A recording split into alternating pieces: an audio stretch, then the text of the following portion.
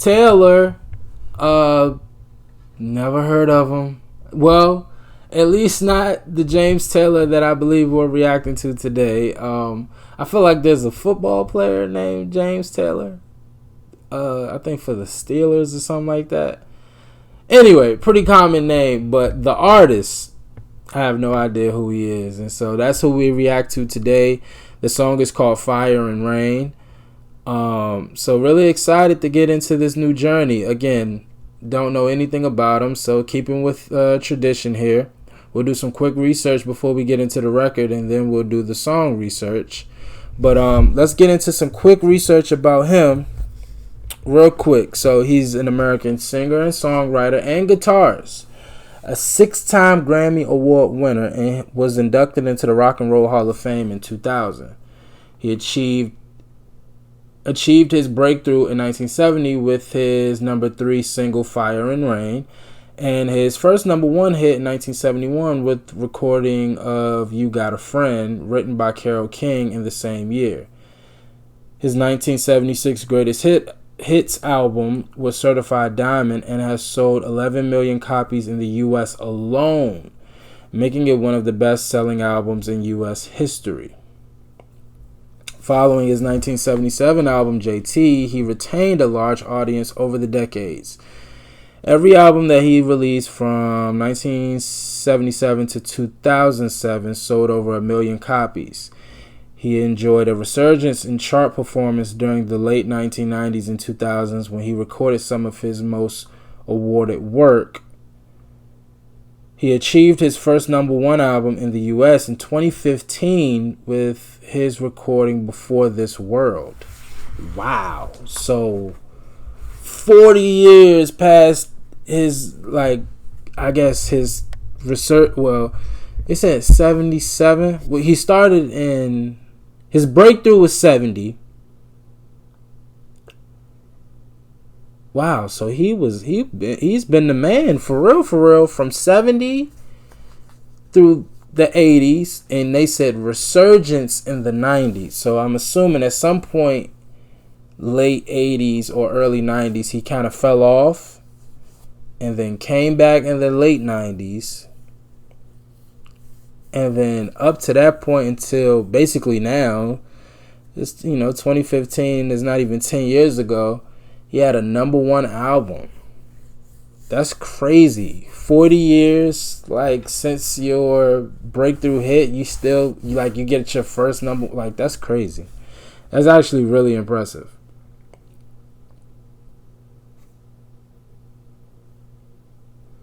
Carly Simon? He was married to Carly Simon. Are you kidding me? I don't remember reading that when I reacted to Carly. Or did I? Holy shit, Carly Simon. And they were married for 10 years. 11. They were married in 72 and divorced in 83. Wow, that's crazy. 4 children. 3 relatives. They classify his music as soft rock, soft pop, and rock. Plays guitar.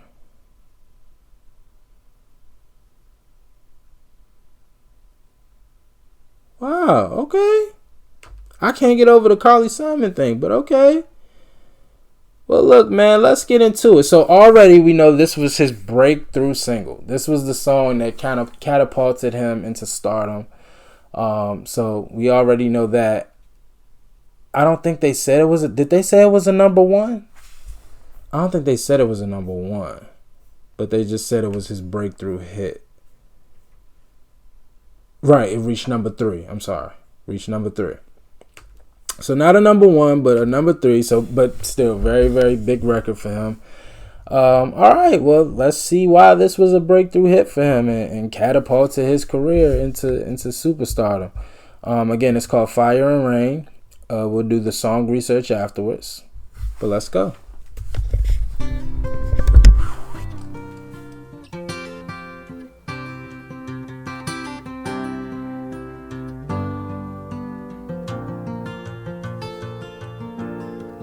Just yesterday morning, they let me know you were gone. Suzanne, the plans they made put an end to you. I walked out this morning and I wrote down this song. I just can't remember who to send it to. I've seen fire and I've seen rain. I've seen sunny days that I thought would never end. I've seen lonely times when I could not find a friend. But I always thought that I'd see you again.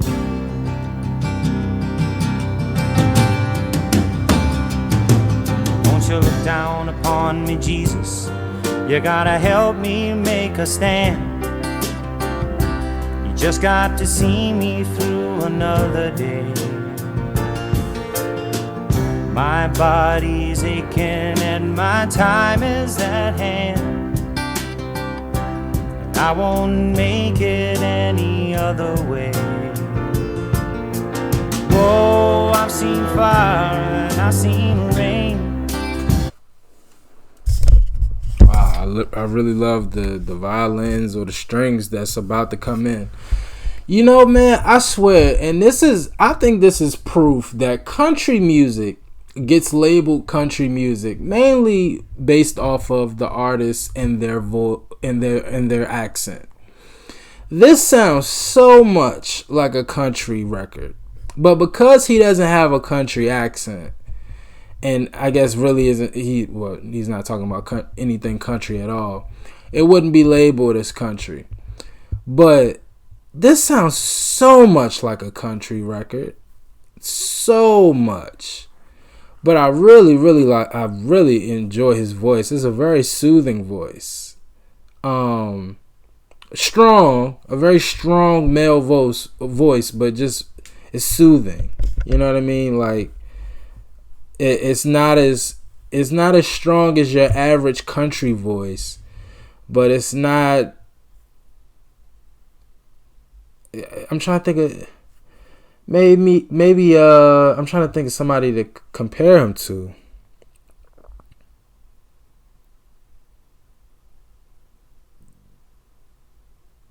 I can't think, but I really like his voice.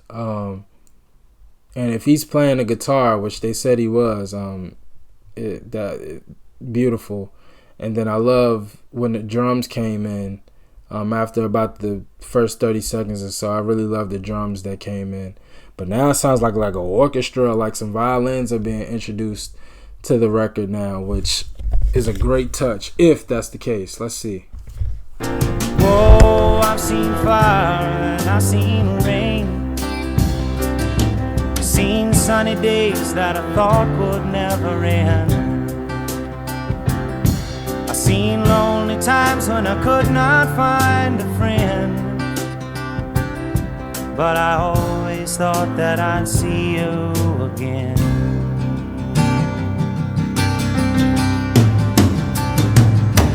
Been walking my mind to an easy time, my back turned towards the sun. Lord knows when the cold wind blows, it'll turn your head around. Well, there's hours of time on the telephone line to talk about things to come. Sweet dreams and flying machines in pieces on the ground. Whoa, I've seen fire and I've seen rain. I've seen sunny days that I thought would never end. I've seen lonely times when I could not find a friend. But I always thought that I'd see you, baby, one more time again now. Thought I'd see you one more time again. There's just a few things coming my way this time around now. Thought I'd see you far away now.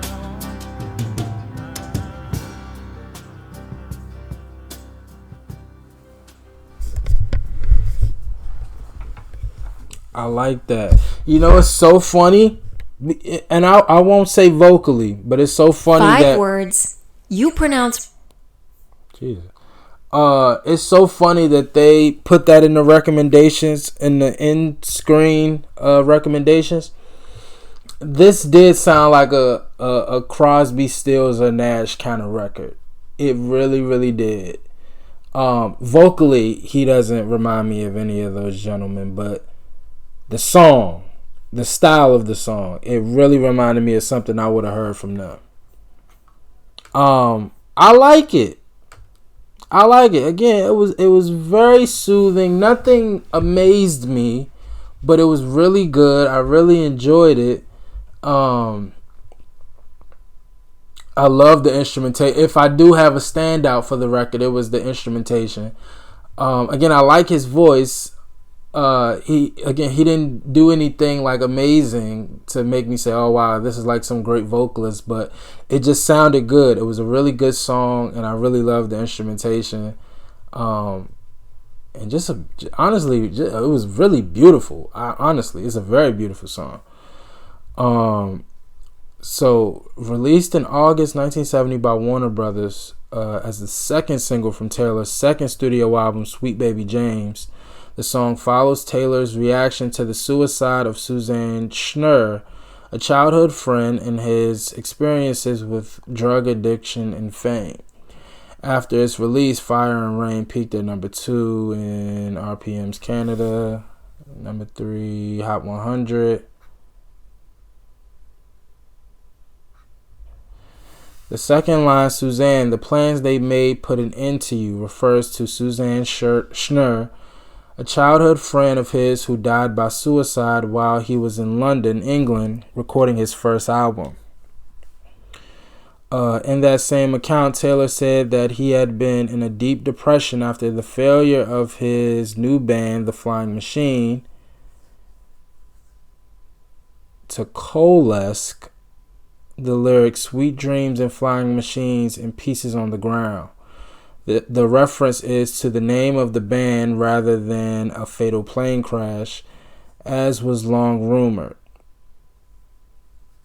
Taylor completed writing the song while in rehab. Jesus. Oh wow. So something so beautiful is like so dark. This is actually quite sad, which makes the record even that more impressive. All things considered. In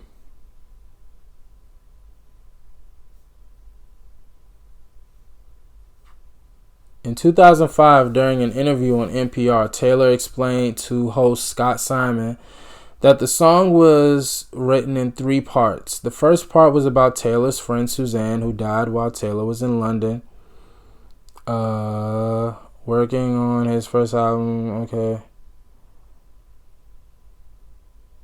Oh, wow. Friends at home, concerned that it might distract Taylor from his big break, kept the tragic news from him, and he found out 6 months later. Jesus. The second part details Taylor's struggle to overcome drug addiction and depression. The third part deals with coming to grips with fame and fortune, looking back at the road that got him there. It includes a reference to James Taylor and the Flying Machine, a band he briefly worked with before his big break with Paul McCartney, Peter Asher, and Apple Records. Wow.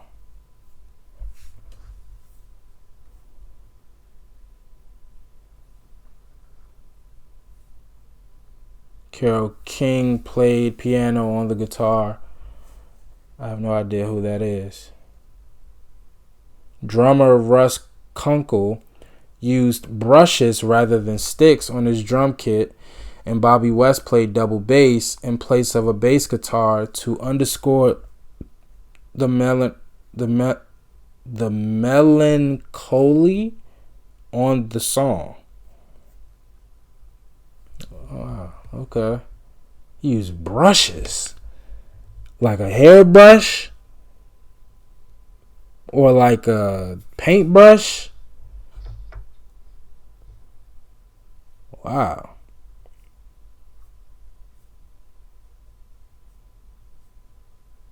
Wow. Well, again, now that we have some context to the writing and what went into this record, it makes it even that more impressive. Very sad, depressing, and almost unbearable really given the story behind it. But and listening to, and I'll be honest, I wasn't even really paying that much attention to the lyrics. I know I kind of, every now and then I will kind of do deep dives on lyrics, but I wasn't paying much attention to the lyrics. I was actually just kind of enjoying hearing his voice along with the melody in the music itself. I really wasn't paying attention to the lyrics, but now knowing what it's about, I don't even think beautiful is the right word for it. Again, all things considered, it is actually very traumatic and very depressing. But I guess in regards to the song itself, in its totality, all things considered, it was beautiful. Like it was very beautiful instrumentation, and again, his voice was very soothing. And now that I think about it, his voice did sound a bit painful. Like there was pain in it. Like it was a bit painful for him to perform this song. Now that I'm like thinking back and like putting all of the pieces to the puzzle together, his voice did seem like kind of not like he was crying, but something, you could just tell like the lyrics really meant something to him. So wow. Again, man, a lot of people ask why I do the research and why I like to get more information about these songs after I do them, for prime reasons like this. That really just put everything into perspective for me. This was actually very beautiful now that I have the extra information that I didn't have before. Well, look, James Taylor, again, now that I have his story and I have a sample of the quality of his music, I'm sold. I want to hear some more. So y'all let me know what else from James Taylor I need to check out, because this was really good. And again, the story was just as impressive. So really want to hear more and learn more about him. So y'all let me know what else from him I need to check out. As always, like, comment, and subscribe. Don't forget that 75K giveaway. Until next time with James Taylor. Peace.